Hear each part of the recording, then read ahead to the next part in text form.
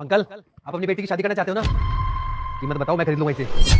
साहब आप ये क्या बकवास कर रहे हो? वो बेटी है मेरी, कोई सामान नहीं है जो मैं उसे बेच दूंगा। आपने ये ऐसा सोच भी कैसे लिया? देखो अंकल, आप अपनी बेटी की शादी करोगे उससे बहुत खर्चा लगेगा आपका, और फिर लड़के वाले दहेज भी तो मांगेंगे ना, उसके पैसे कहाँ से लाओगे आप? मैं जिम्मेवारी ले रहा हूँ आपकी बेटी की, मैं रखूंगा इसका ध्यान, और आपको पैसे देने की जरूरत भी नहीं है, उल्टा मैं आपको पैसे दूंगा।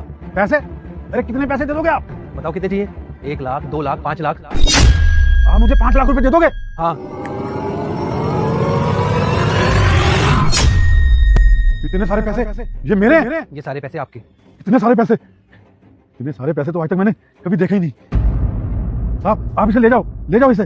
पापा आप ये क्या कर रहे हैं? पैसों के लिए अपनी बेटी को बेच रहे हैं। अरे तू चुप करना, देख नहीं रही साहब मुझे कितने सारे पैसे दे रहे हैं, और साहब ये भी कह रहे हैं वो तेरा ध्यान रखेंगे।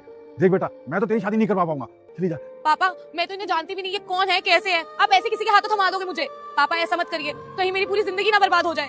साहब अच्छे इंसान है, बहुत ही अच्छे इंसान है, और सभी लोग इनकी तारीफ करते हैं। तू ऐसे ही डर रही है?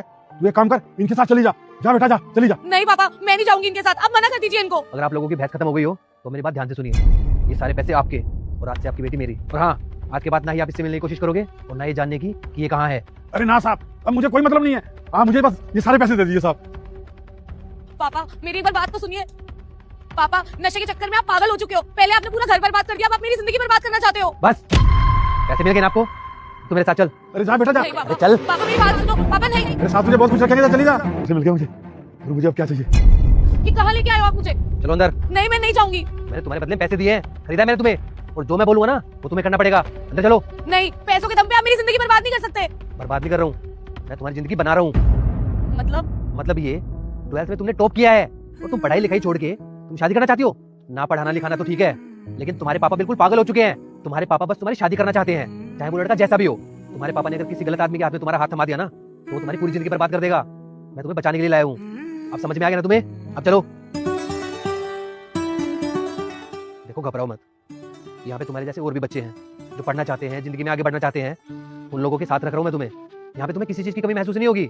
मन लगा के खूब पढ़ाई करना और अपना सपना पूरा करना, जो भी तुम बनना चाहती हो। लेकिन सर आपने ये सब क्यों किया? इतने सारे पैसे क्यों दिए उनको? आज के समाज में ना औरतों को कोई आगे बढ़ने ही नहीं देना चाहता।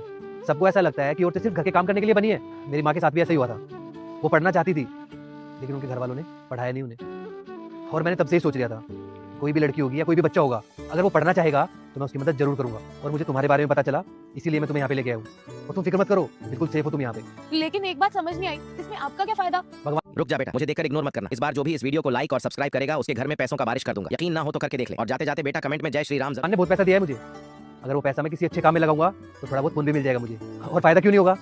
कल को तुम पढ़ लिख के बड़े अफसर बनोगे तो मेरे छोटे मोटे काम तो तुम यूं ही करवा दिया करोगे।